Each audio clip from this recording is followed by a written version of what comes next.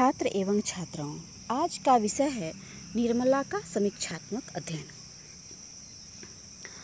निर्मला कलम के सिपाही प्रेमचंद द्वारा रचित एक सामाजिक उपन्यास है जो आकार में लघु होते हुए भी औपन्यासिक कला की दृष्टि से अत्यंत सफल रचना है।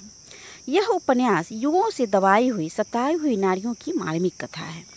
इसकी कथा वस्तु का आधार दो सामाजिक कुरीतियां हैं, एक दहेज की समस्या और दूसरा अनमेल विवाह। लेकिन इसमें नारी की अन्य समस्याएं भी आ गई हैं। निर्मला भले ही इस कथा की मुख्य नायिका है, किंतु अन्य स्त्री पात्रों की सृजना द्वारा प्रेमचंद ने उसके कथानक को पुष्ट किया है। सारी कथा निर्मला के इर्द गिर्द घूमती है क्योंकि वह कथा की प्रधान नायिका है, किंतु ऐसा नहीं है कि वह इस उपन्यास की एकमात्र स्त्री पात्र हो। उपन्यास के दूसरे परिच्छेद में उदय भानुलाल, जो निर्मला के पिता हैं, अपनी स्त्री कल्याणी से यह कहते हैं कि मैं कमाकर लाता हूँ, जैसे चाहूँ खर्च कर सकता हूँ, किसी को बोलने का अधिकार नहीं है। क्या इसमें हमारे समाज की सभी नारियाँ, विशेषकर ऐसे वर्ग की नारियाँ जो उपार्जन कार्य में नहीं लगी होती, सब नारियों की समस्या मूर्त नहीं हो गई है? कल्याणी की भरी पूरी गृहस्थी है, उसकी एक बड़ी लड़की विवाह योग्य हो गई है।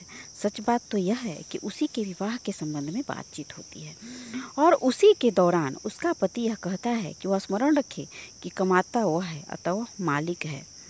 इस उपन्यास में निर्मला का अपना महत्व है क्योंकि वह प्रधान नायिका है, किंतु कल्याणी और उदय भानु की कथा भी इसमें बहुत ही महत्वपूर्ण स्थान रखती है। एक तरह से यह कहानी, जिसका अंत उदय भानुलाल की हत्या से होता है, आत्म यथेष्ट और अपने आप में संपूर्ण है। उदय भानु केवल कल्याणी को अपनी बात बताकर ही और उसे यह जताकर ही चुप नहीं रह जाते, बल्कि यह दिखाने के लिए कि उसके बिना गृहस्थी नहीं चल सकती, गंगा में डूबने का स्वांग करके घर से निकलते हैं।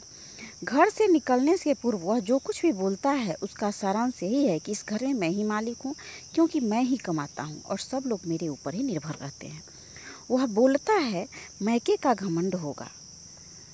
वह सोचता है कि मैके का घमंड होगा, पर वहाँ कोई भी बात नहीं पूछेगा। यानी उसका कहना है कि जब मैं नहीं रहूँगा तो उसको कोई नहीं पूछेगा।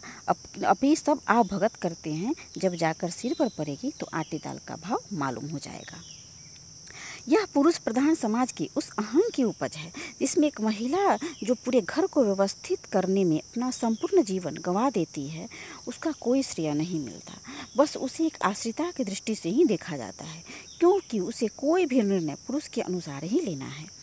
यह भी द्रष्टव्य है कि इस बात से आहत कल्याणी घर छोड़ने की बात तो सोचती है, किंतु संतान स्नेह से वह दुर्बल हो जाती है और ऐसा नहीं कर पाती। इसी प्रकार इस उपन्यास में डॉक्टर सिन्हा और सुधा की कहानी भी महत्वपूर्ण है।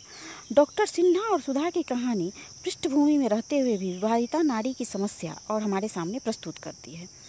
निर्मला की शादी एक अधेड़ उम्र की व्यक्ति से होती है, जिसकी पहली पत्नी से कई संतान हैं, किंतु सुधा के साथ ऐसी बात नहीं है। उसकी शादी धूमधाम से हुई थी।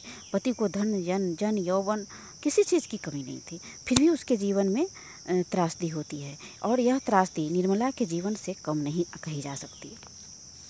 दोनों की ट्रेजेडी में फ़र्क इतना ही था कि एक के जीवन में ट्रेजेडी धीरे धीरे होती है, दूसरे का एक चोट से ही काम तमाम हो जाता है। सुधा का पति क्यों ऐसी परिस्थिति में पाता है कि उसका अवसान आत्महत्या से होता है? क्या इससे यह साबित नहीं होता कि उन दोनों का प्रेम बालू की नींव पर स्थित था और वह ऊपर से मृगमरीचिका की भांति सरस था? इन समस्याओं पर प्रकाश डालना इतना आसान नहीं। संक्षेप में यह कहा जा सकता है कि हमारे समाज में विवाह एक ढकोसला है। मन के मेल के साथ उसका कोई संबंध नहीं। रुपए की थैलियाँ गिनी जाती हैं और विवाह का निर्णय थैलियों की गिनती से होता है। ऐसी स्थिति में थैलियों की वास्तविकता तो सत्य हो जाती है, किंतु विवाह कैसा हो इसका कुछ पता नहीं चलता। निर्मला से विवाह करने के बाद मुंशी जी को थोड़े ही दिन बाद यह ज्ञात होता है कि उन्होंने गलती की है, किंतु समाज में इससे मुक्ति कहाँ संभव है? हिंदू समाज में यह बहुत ही अशोभनीय है। तो नतीजा यह होता है कि यह विवाह, जो कि स्वयं एक ट्रेजेडी था, एक के बाद एक ट्रेजेडी निर्मला और मुंशी जी के जीवन में लाता है। बेचारी निर्मला को अपयश मिलता है, जबकि उसका दोष कुछ भी नहीं। वह तो घटना चक्र का शिकार होती चली जाती है। यह सोचने की बात है कि निर्मला को यह सब अपयश क्यों मिलता है। वह तो अपनी शादी के लिए भी जिम्मेदार नहीं है। प्रेमचंद ने निर्मला के जीवन में समाज के अनपेक्षित दबाव को बहुत स्पष्ट कर दिखाया है। कुछ ऐसी ही परिस्थिति में सेवा सदन के सुमन ने दूसरा समाधान निकाला था। टेक्निक की दृष्टि से कतिपय छोटी छोटी त्रुटियों के बावजूद निर्मला में युग युग से पद दलित नारी का मर्मस्पर्शी चित्रण किया गया है। यूँ तो देखने में यह दहेज की कुप्रथा को केंद्र में रखकर लिखा गया है, किंतु इसमें सामाजिक विषमता को भी बड़ी बारीकी से दर्शाया गया है। हमारे समाज में विवाह जैसी घटना, जिसमें स्त्री पुरुष प्रेम के अतिरिक्त अन्य कोई बात नहीं होनी चाहिए, आर्थिक अवस्था ही सब कुछ है। निर्मला की यही समस्या है। यह समझना गलत होगा कि प्रेमचंद ने इस पुस्तक में अपनी पत्नी से संतान रहते हुए दूसरी स्त्री ग्रहण करने की निंदा की है। कर्मभूमि में वह दिखाते हैं कि सौतेली माता हर हालत में खराब नहीं होती।